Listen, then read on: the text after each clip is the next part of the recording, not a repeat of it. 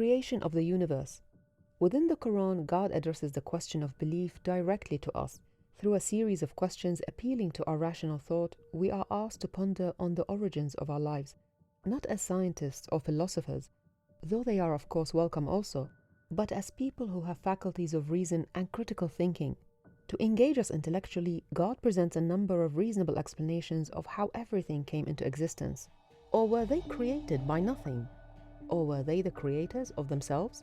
Or did they create the heavens and earth? Rather, they are not certain. Each of these possible explanations can be broken down into the following options.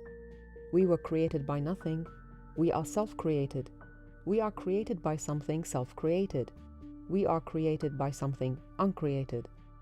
Although these explanations refer to the human being, they can also be applied to anything that began to exist, or anything that emerged. The universe was not always in existence.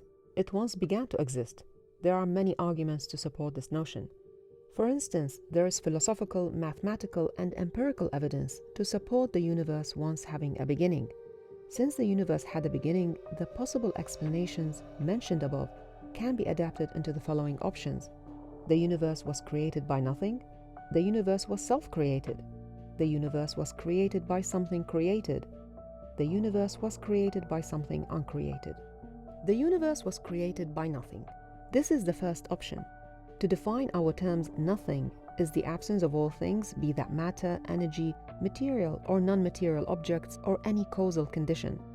To look at the universe and ourselves as something that came to be from no potential, no matter, nothing at all, is quite a tricky idea to wrap our heads around. Basic logic would dictate that from nothing, nothing comes. From something, something comes. Can something arise when there were no causal conditions to bring it into being? The mere suggestion of it borders on the absurd, let alone holding it as a belief. This would be akin to saying that anything can happen with no causal condition preceding it. A building could randomly disappear and we would think nothing of it. A bunch of rabbits could appear in your garden and you would think it's completely reasonable to just assume that they just popped into existence. It's not a scenario any one of us would accept as logical. Some might argue if something cannot come from nothing, then how did God create from nothing? Even though Islamic scholars refer to God creating from nothing, this act of creation means that there was no material stuff. However, it does not assume that there were no causal conditions or potential. God's will and power were the causal conditions to bring the universe into existence. Option 2. The universe was self-created. To self-create means that the universe did not exist before it emerged. How can something create itself when it was once not even in existence? Would a woman be capable of giving birth to her own self? It also stands to reason if something once did not exist, could it have the power to create anything, let alone itself? This is why the attribute of God as the eternal and therefore uncreated becomes so important to consider. Option 3. The universe was created by something created. If we assume that the universe was created by something created, the next question would surely be what created that created thing? Once we have the answer to that, we go another step to what created that created thing, which created that created thing, and so on. We could go on with this step up of creators indefinitely. This is something called the infinite regress of causes. It keeps asking us to peel back the layers at every stage with and then as our answer, no matter how many times it was answered. The universe, which is a created thing, could not by necessity be created by something that was itself created, and so on. Another way of thinking about this is illustrated in the following example.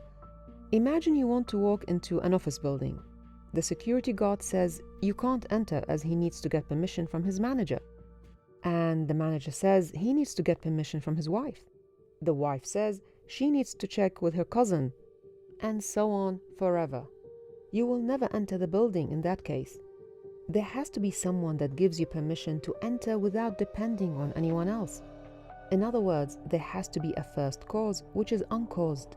Likewise, the universe must have had a first cause. The universe was created by something uncreated. By a process of elimination, we come to the final option. The universe was created by something uncreated.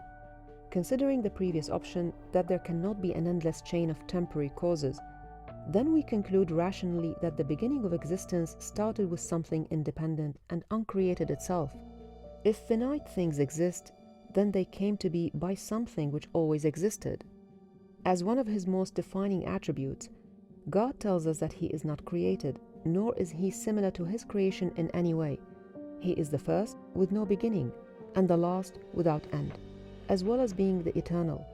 Therefore, the question who created God is nonsensical, because it's like saying who created the uncreated creator.